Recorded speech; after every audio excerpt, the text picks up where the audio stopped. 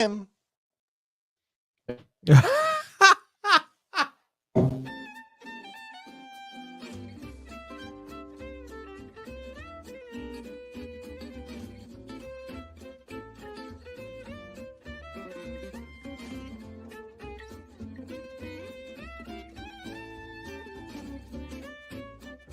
How do you do, neighbor? It's Berean Spirits time once again. The boys have gathered around, and they're ready for you. So join in, make comments, and study with the guys as they try to study as the Bereans did in Acts chapter 17. And now, here's the guys. It's that time again, so buckle up, Buttercup. We're going to get going on our program today, talking about working with others. My name is Chris Peltz. I'm the evangelist with the Southside Church of Christ here in Springfield, Missouri. We've got Josh Thornhill with the Westside Church of Christ over in Wichita, Kansas. Josh, I'm glad you're not blown away just yet. How you doing? I'm good. We actually haven't really had much bad weather of late. Yeah. It's all just skirted right around us. So, I mean, it's not terrible, but we're good. We're good. Awesome. We got Richard Dodson with the Kearney Church of Christ up in Kearney, Missouri. Richard, you doing all right, brother? Did I hear you say Buttercup? That's right. No, he's not talking about peanut butter cups, Richard. Buttercup? Buttercup. Buckle up, Buttercup. That sounds like a name of a horse. Does I guess it's the month of the Kentucky Derby, so I guess maybe that's why. Oh, yeah. Buttercup. Yeah. Yep.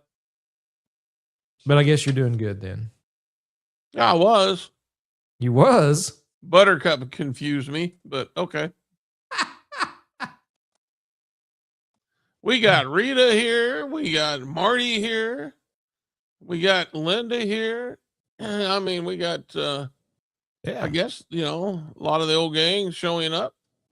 Awesome. There's some new features on this whole software deal that we use.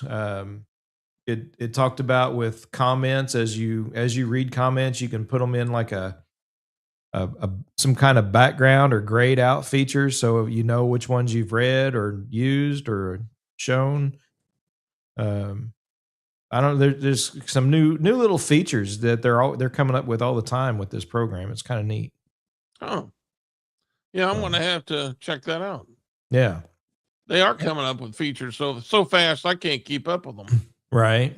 Yeah, absolutely.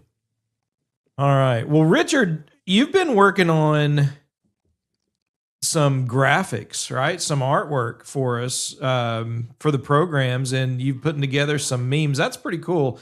You put together a new meme for us for today's program, talking about working with one another, and so these things, I know a lot of times they're comical, a lot of but man, they can really make a point.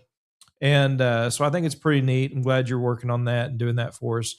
But today's program is going to be about working with one another. And there's all kinds of passages that talk about that. I mean, you could just search the phrase one another, and the number of text in the New Testament alone is going to really bring out the idea that God desires us to have a mindset of looking to helping and being a part of a one another type community.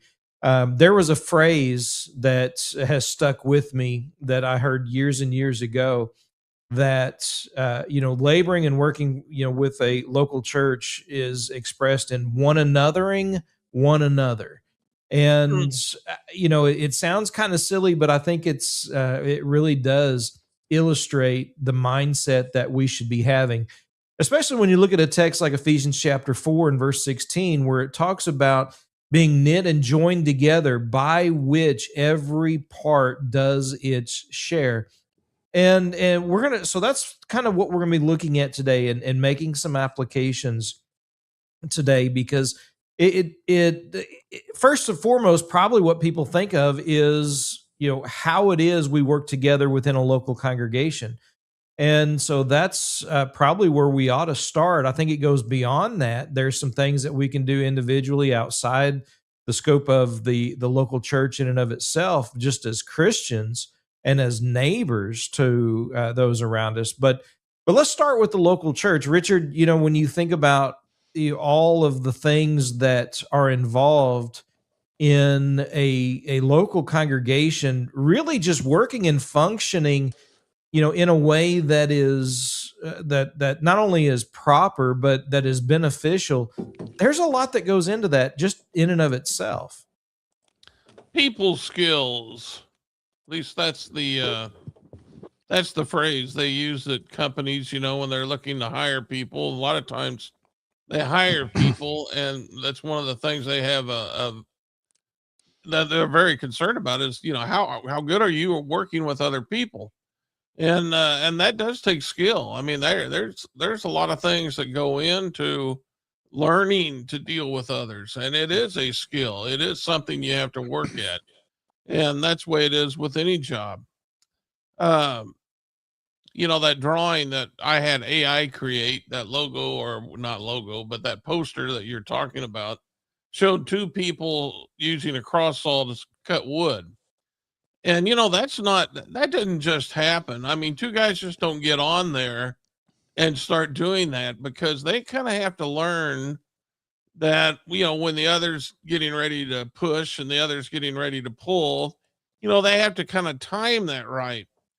And I can recall one time when my wife, well, we were at the school she works at, and we were putting up chairs, and they put the chairs on rollers, and this one woman is going to help me roll these big set of chairs into the where they keep them, the closet, whatever you want to call it. And we just, she's wanting to pull, I'm wanting to push. It's not working right. My wife went up to her and she said, "Here, I kind of know how he thinks." And my wife got on the end, and I mean, we just zipped it right on in, no problem whatsoever. And it just made an impression on me, about how through marriage we had learned to work together and to function. And just like those guys on that cross saw, you got to learn to work together. And that's the way it is at church. We have to understand there is a work of the church that we are all involved in, and it takes skill in getting better at it. And that only happens through practice. We have to work with each other. And there's a lot of passages, like you said, that go along with learning this, that go along with helping us become better at it. But we can become better, but it's not going to happen if we don't practice. Absolutely. And that practice, oftentimes they talk about, the practice, and there's the R's, right, of getting better: repetition, repetition, repetition. And certainly that is true. Sometimes it means we've got to get out of our comfort zone. Sometimes it means that, we've got to do things that we're not comfortable with, that aren't exactly, you know, uh, in line with our personality, as much as setting aside those things, such as, being outgoing and talking to visitors. Sometimes that takes a lot of effort, a lot of work on somebody's part, whereas others, are much more kind of natural at doing those types of things. But it's one of those things that we can we complement one another with those things. Meaning, we try and we do our best to do some of the things that we're not the greatest at, right? But then there are others that that we work alongside who are very good at it, and we just kind of we can learn from one another, we can grow with one another, and putting our skills together, we can see just how much a congregation can influence, whether it is visitors, whether it is young Christians, old Christians, regardless of all of that. We can really show our desire to not only please God, but to glorify Him and to have an influence on others. Josh, when you think about working with one another in a local work, in a local congregation, there's things that go on behind the scenes, as well as people that are standing up before congregations leading, whether it is in prayers, in congregational singing, or heading up the Lord's table, preaching. There's all of those things that everyone sees, but sometimes there's things that are going on behind the scenes that isn't necessarily seen, that we've got to work together at. Yeah. 1 Corinthians chapter 12 talks about, actually the book of 1 Corinthians is a good book to look at as far as this whole topic is concerned. But he's dealing with the fact that the Corinthian brethren are bickering with one another. They're not working together very well, as it relates to their usage of spiritual gifts. And I think part of that starts with an improper paradigm in the first place, because they've got this idea that these gifts are the better gifts, and I've got this gift, and so I'm better than you. And I think Paul's trying to turn that on its head. And speaking in tongues may seem cool, but it's not the most edifying of gifts. It's the most visible, and it's the easiest way, perhaps, to display your gift of the Spirit. But that led to some contention among the brethren. And what Paul says there is that there is a diversity of parts. There's a diversity of people. And he asks the question, if the foot says, because I'm not a hand, I'm not part of the body, is it for this reason any less a part of the body? Well, no, it's still a part of the body. But if the ear should say, because I'm not an eye, am I not part of the body? Is it for that reason not, or any less part of the body? And then, he continues to make application to that. If the whole body were the eye, where would the hearing be? If the whole were the hearing, where would the sense of smell be? Yeah, and so part of his point was that there is a diversity, and that diversity is intended to complement one another. Without being too graphic, the male and the female complement one another physically. And that's why God put man and woman together in that marriage relationship. And so the body is going to be comprised of a diversity of people, with each with different talents and abilities and gifts and all sorts of different things that they can bring to the table. And that creates an opportunity to be able to work together and to accomplish more than the sum of its parts. There's a couple of books that I would recommend in relation to what we're talking about today to help us to be more effective in working with others. One of them is called The Next Conversation by Jefferson Fisher. I'm talking about arguing less and talking more. Just some practical tips to be able to have good, solid conversations. Another one is Crucial Conversations, when talking when the stakes are high. And that's some positive stuff that adds some stuff that there's some overlap, but there's also unique things in each one of those. And then another one is 7 Habits for Highly Effective People by Stephen Covey. And all of those just give some practical ideas. Number one, for communication. As there's a quotation in the Crucial Conversations book that says the biggest problem with communication is the illusion that it has taken place. Which, there you go. That's a free nugget there. But each of those books have practical ideas that can help you to work together in a group, particularly like what Paul is describing there in 1 Corinthians chapter 12, where you have diversity, where you have different gifts and different ideas and different perspectives that are being brought to the table, and learning how to mesh those together and be united as one body despite this diversity. And Paul says that it's possible. I think sometimes it's not working out that way in a local church because people are self-oriented, self-centered. But if we learn to be more group-centered, group-oriented, then we can be more effective in the working of the body. It's part of what Paul says in Ephesians 4 and verse 16. The effective working in which each part does its share causes the growth of the body for the edifying of itself in love. And so it's not one person, or as the saying goes, 10% doing 90% of the work. It's all hands on deck, everyone working together, everyone linking arms together to accomplish the task that God has given. And one of the things that I was wanting to bring up about that one book, I think it was The 7 Habits. He talks about when you have two people working together, it often creates more than the sum of its parts. If you were to take one piece of wood and just a board, and you were to max out the limit of that board, let's say it was 100 pounds that it could hold before it shattered or snapped. If you put two boards of the same width and exact same boards together, you'd get more than 200 pounds. It would be more than the sum of its parts. And so when we work together as the body is intended to, we can accomplish more than the sum of its parts, more than one person can accomplish by himself, or more than two people by themselves can accomplish. When they work together, they can accomplish more. So we're intended to work together. God didn't throw us out here on our own in order to just kind of wade out into the deep and hope for the best.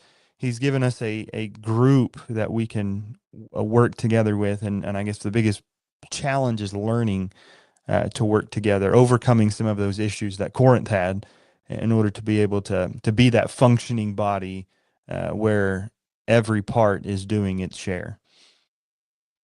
I really love the illustration, with the board and the idea that it does so much more than the sum of its parts. When you look at 1 Corinthians chapter 6, verses 12 through 21, 22 in there, it talks about how we are all individual members of one body. And though many parts, we are still just one body. But, while one part, right, one member can only do so much by itself, when we're together, a part of that body, so much more is accomplished. So much, is able to be done as we work and labor together and helping one another. Individuals that take on tasks such as preparing the Lord's Supper, cleaning a building, that take on certain maintenance work. Individuals that take on,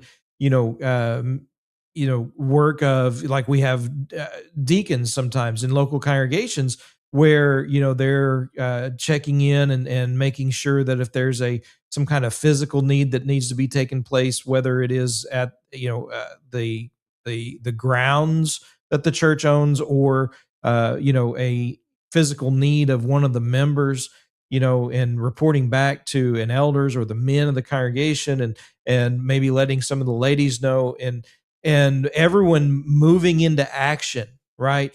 Taking advantage of their own skills and their own skill set.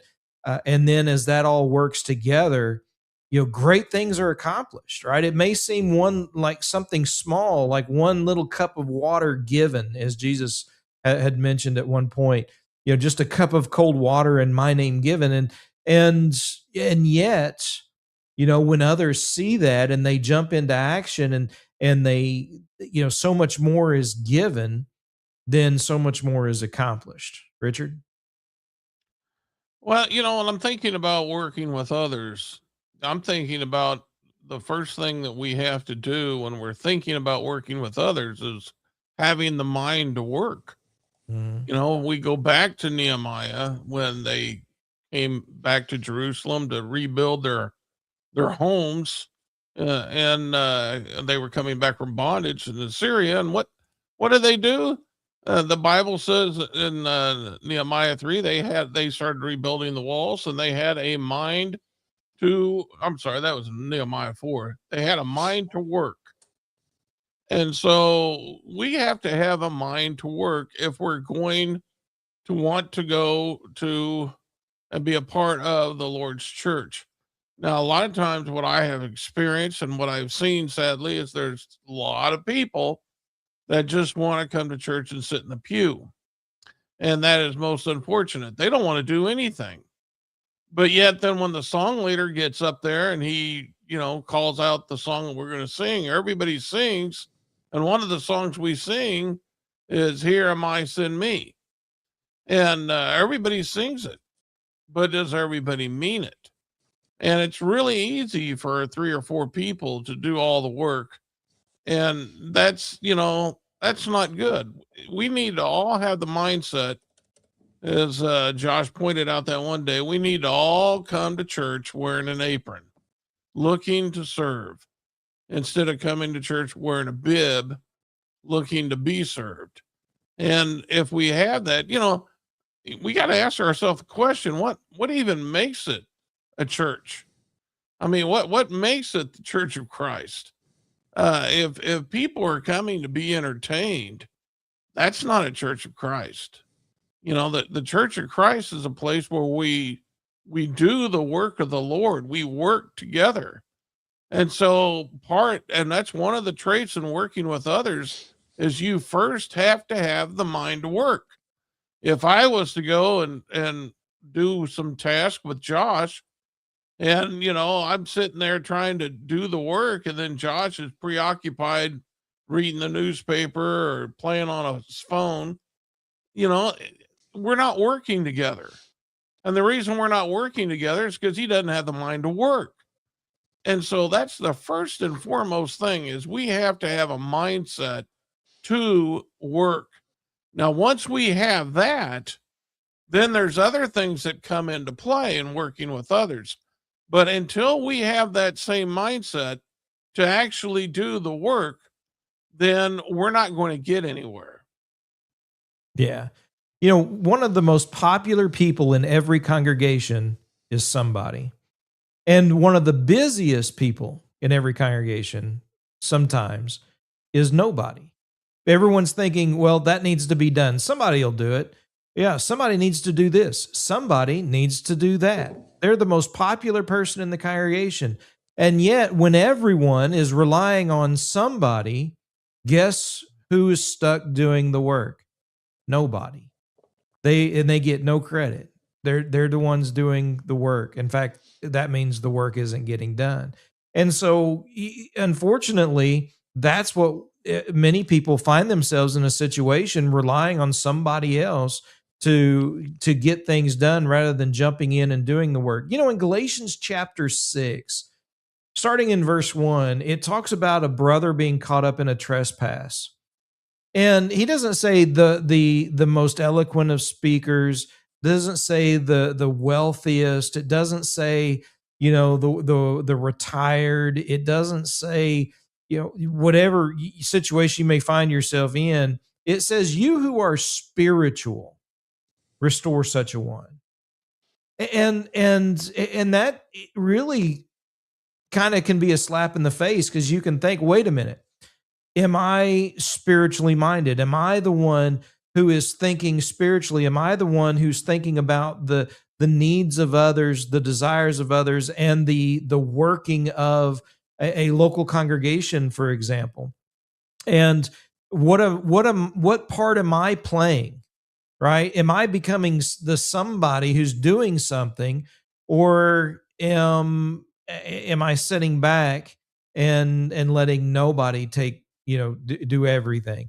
And that's where we've got to sit down and really examine ourselves and find out, what role are we doing, and what role can we engage in, right? And that can be a difficult thing sometimes, because sometimes there are a lot of people who can hear very well.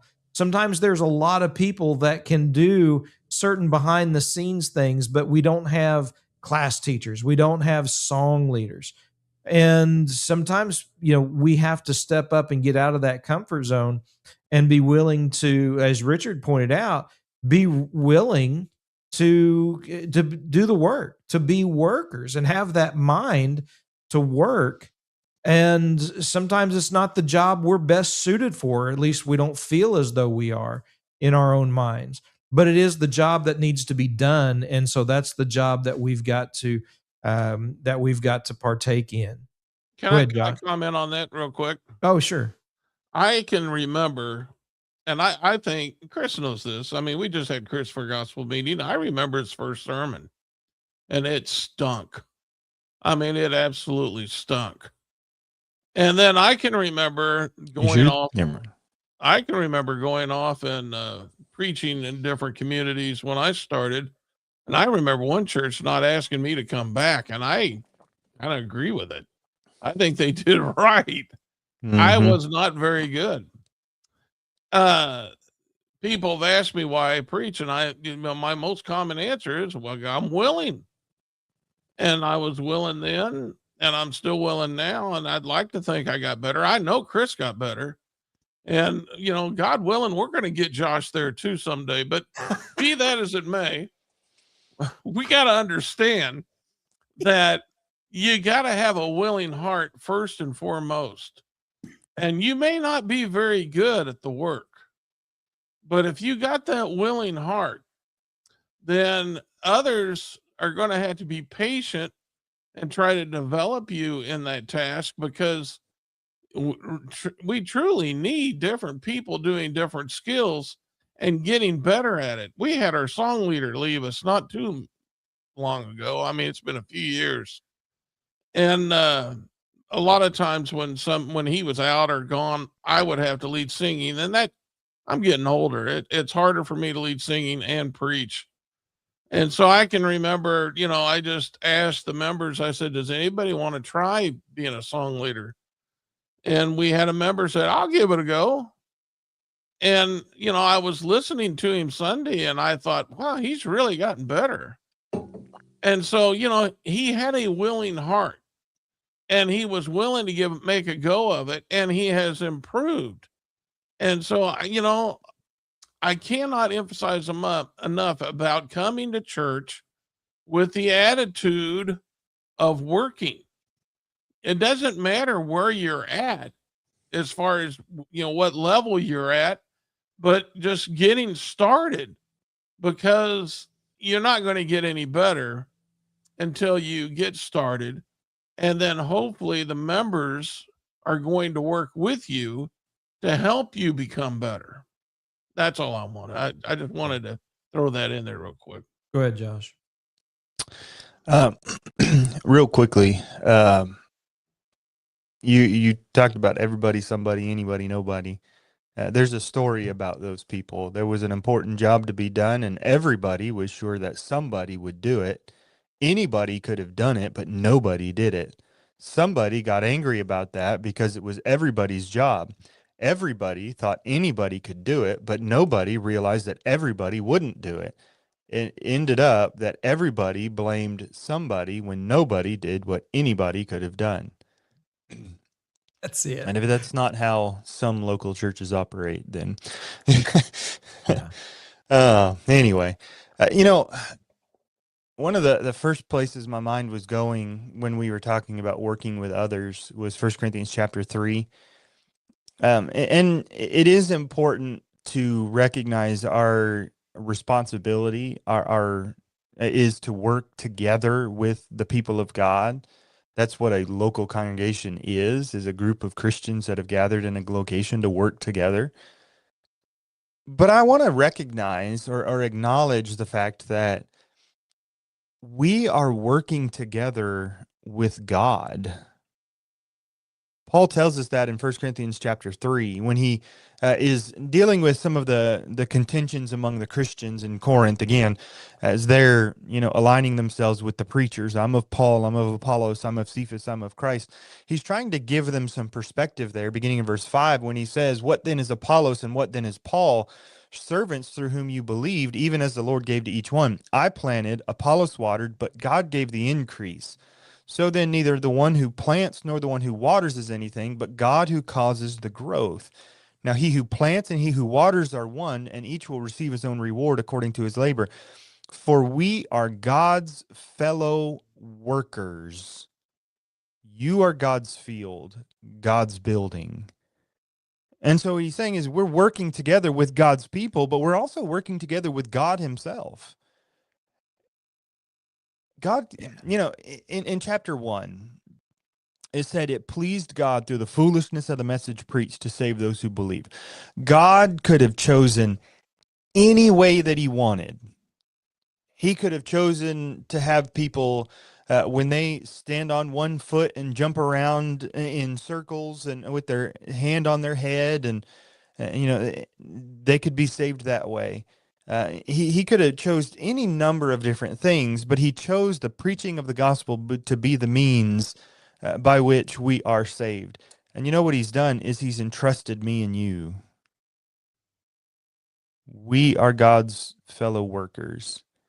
He's saying, I'm going to give you a gift through the preaching of the gospel that I expect you to work together with me to propagate, to continue to share, to continue to sow, to build in this kingdom. And so God has chosen to work together with us so that his will could be accomplished. Now, let that sink in for a moment. The God of heaven, the creator, has decided to work together with you. Now, number one, that's pretty impressive. That's pretty cool. But also that's a pretty heavy responsibility that we have. God has chosen for us to be co-workers with him, and then we can be co-workers with his people as we are accomplishing his task. And so I think some of that in our working together with one another, I think we need to remember that ultimately we're working for God. Ultimately, that's what we're doing. We're working together with him. And so when it comes that there's maybe some disagreements or some personality disruptions or whatever, just remember that ultimately our work is with the Lord, and we're trying to accomplish his purposes because he has entrusted us, just as he's entrusted those other people that we're having, that we may be having issues with. He's working together with them too. And so we're all on the same team. We're all in the same field, working for the same end, working together with the same God, trying to accomplish the purposes that God has given us. And so we have work to do, as Richard pointed out, and we need to have that willingness and the desire to work. But we need to have that perspective that we're working for the Lord. And so all of our efforts should be toward that end. And real quick, I think one thing in our culture, work has almost become a bad thing. Work is a necessary evil that allows me to fund whatever hobbies that I want to do, what I'd rather be doing. And there are people that would rather spend their time doing anything else except for work. And even people who go to work, they say, well, I guess I gotta go to work, and oh man, I can't quit or whatever. And then we hear about people who have the money to retire right now and never work another day in their life, and yet they're still working. Why? Because it's purpose. God has given us a sense of purpose that's centered around work. That's who we are created to be, workers. Now, rest is a good thing, but it's not it's not the most important thing. Rest is important because it helps us to recharge ourselves so that we can get back to what God has given us to do. That is work. And so we need to remember that we are working together with God, with others, because that's what we're created to do, work. And so we need to be busy like Jesus was in Luke chapter 2, busy about the Father's business. So many passages that reflect the very ideas that you guys have already stated. Ephesians chapter 4, I mentioned earlier, verse 16. But if you were to continue the reading, let him who stole steal no more, verse 28 or so. he talks about laboring with your hands to provide for yourself and for those who are truly in need, right? I mean, working and laboring. Paul in Acts chapter 20 and verse 30, 35 or so, he talked about how he labored, all right, and provided not only for himself, but for those who were with him. You've got, just one passage after another where, first of all, you have to consider one another. Hebrews 10, verse 24, you have to think about the needs of others. If you're going to be able to help them and work with them and provide for them.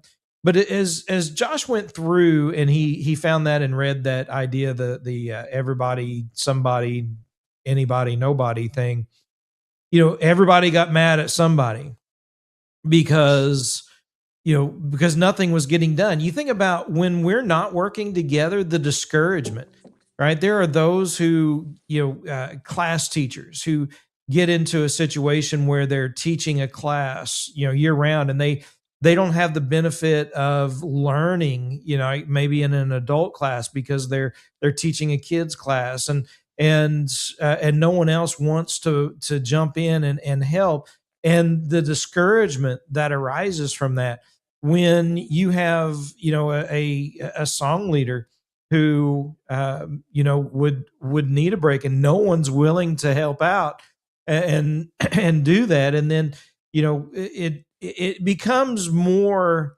of something that you feel as though you're isolated, you're the only one, and if you don't do it, it won't get done, and that puts a lot of weight on somebody. That puts a lot of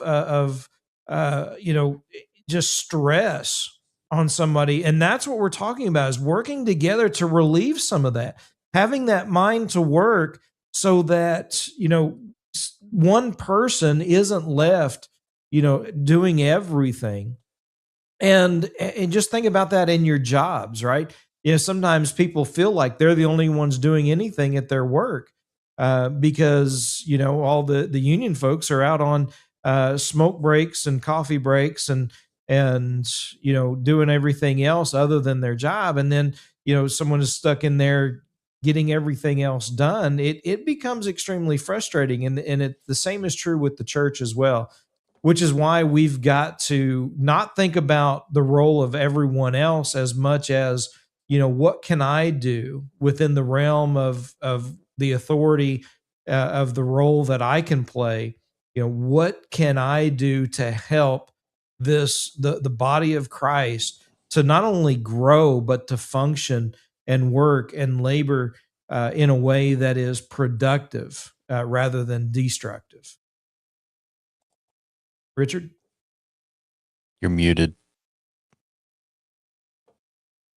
He Sounds great, by the way. But I had to cough and I muted myself. So I want to talk about working with Superman and the struggles with that, because there is a personality that is hard to work with, and that's the person who wants to do everything, and they feel like everything they do is better than what anybody else can do, and they just they're just bound and determined. When you try to do something, they just kind of look down upon your work, but then they want to take it over. Then they're very happy with doing everything.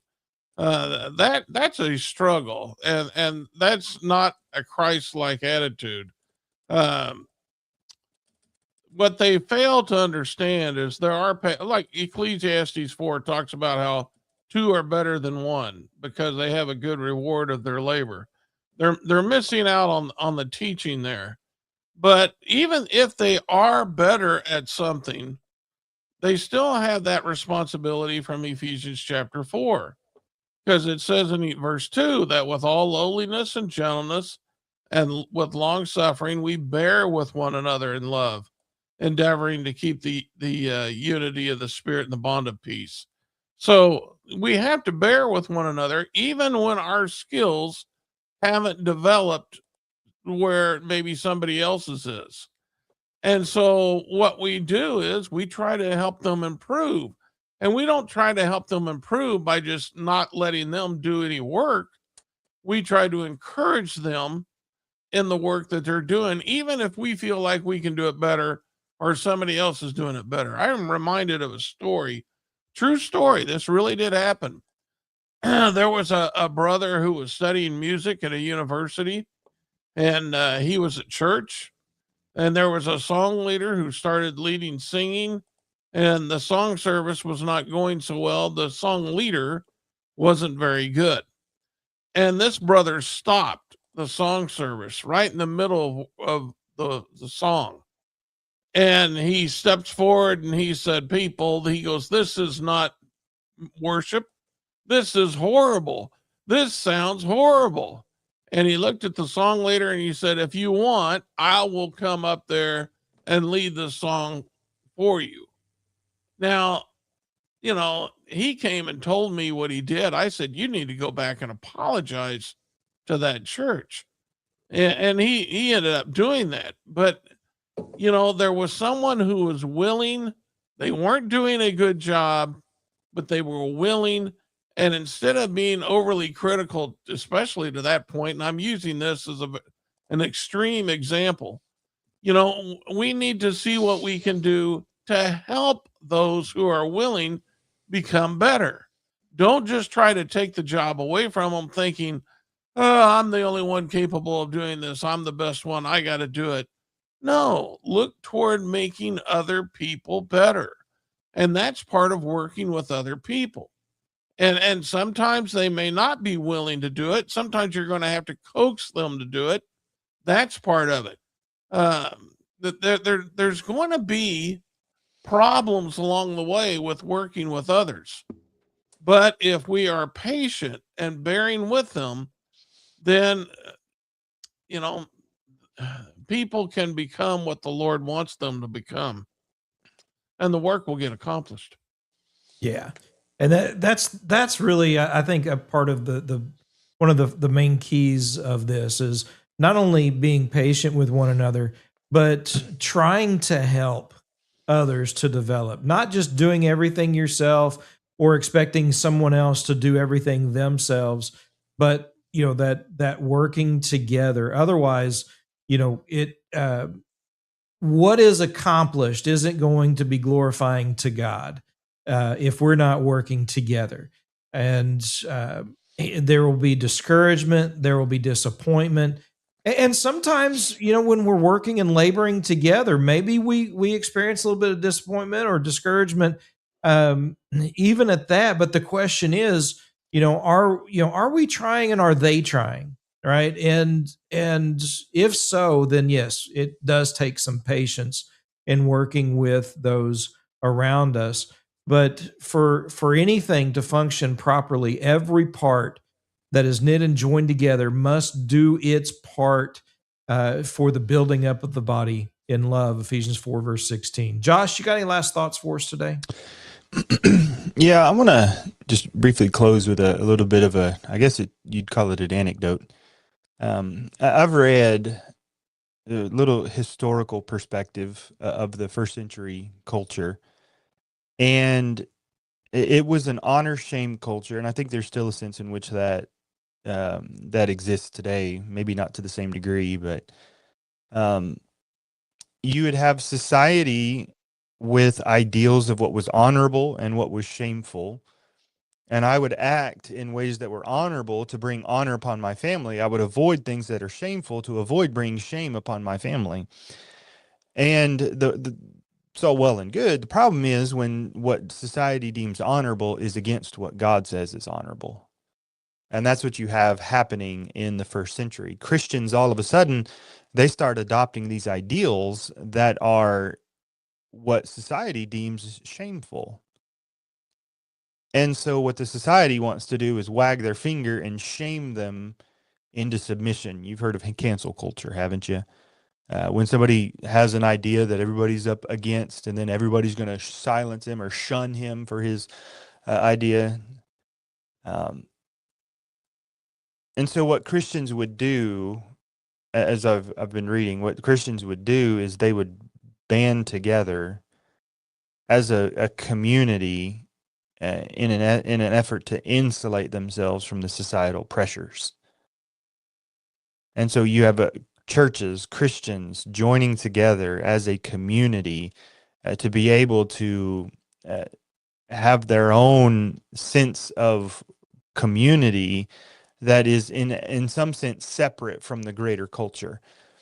My point there is what a blessing it is that God gave us other Christians to be able to join together with a sense of community in an effort to kind of insulate us from the around surrounding culture. But on the other side of that, what a blessing it is that God has given us work to do, but he's not expecting us to do it alone. He's given us a body that we can work with, that we can lock arms and join in the work together in order to accomplish the good that God has given us to do. And again, as we've already discussed, what a blessing it is that we have this group that can accomplish more than the sum of its parts. And so God's wisdom is displayed. Ephesians 3 talks about the manifold wisdom of God is displayed by the church. That's what it's talking about. You see the wisdom of God in the plan and the arrangement that he's given for the church. It displays the wisdom of God. And so what a blessing it is that we have that to be a part of, that body, that group to work together with so that we can, it's not all on us. It's not all our responsibility. We have God to work with and God's people to work with. Yeah. In fact, Ephesians 3 goes on to say that we are his workmanship created in him for good works. Richard, go ahead. Last thoughts. I think that we really can't lose sight of the fact that working with others is hard. And there's going to be problems along the way because their personalities are different than ours. There are things that they think are going to work may not be what we think is going to work. There's just going to be difficulties. And if we think of ourselves as being the only one that's right on how to get this done, unless it's scripturally put forth, then, you know, we're being self centered. We have to be willing to put ourselves second and their ideas first. Now, again, I'm not talking about where the scriptures have spoken. We're limited there. We have to do it exactly the way the Lord says to do it. But some things, I mean, for instance, just by way of example, a song leader may want to sing a certain song before the Lord's Supper, where I would have picked a different song in that particular case. That's just a matter of opinion. But I'm going to have to go with him. He's the one that's leading the song. I'm going to have to yield my opinion to him and just go along with it and back him up. And all too often we see others not wanting to do that and working with others. We get stubborn hearts where we want to have our own way. We want to do it our way. And that's not going to accomplish anything. We have to be willing to work with others, and that does take practice. Absolutely. And, God has equipped us for every good work. 2 Timothy 3, verse 16 and 17, through the scriptures, we are equipped for every good work. And as, Philippians 2 points out as well, that we need to esteem the things of others, ahead of the things of ourselves.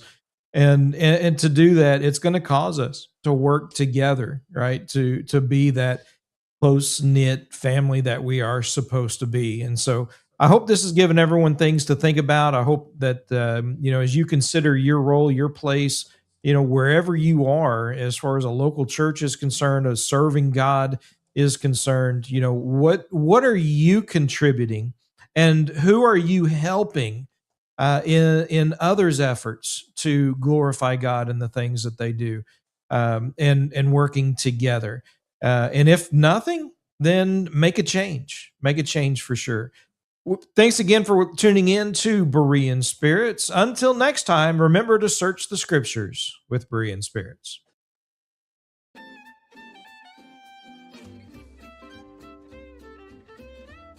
Well, folks, that's all for today. Don't worry. Lord willing, the guys will be back next week for another Bible study on Berean Spirits. Until then, let the guys hear from you. Drop them some email at bereanspirits@gmail.com. They'd love to hear from you. Until next time, keep studying that Bible.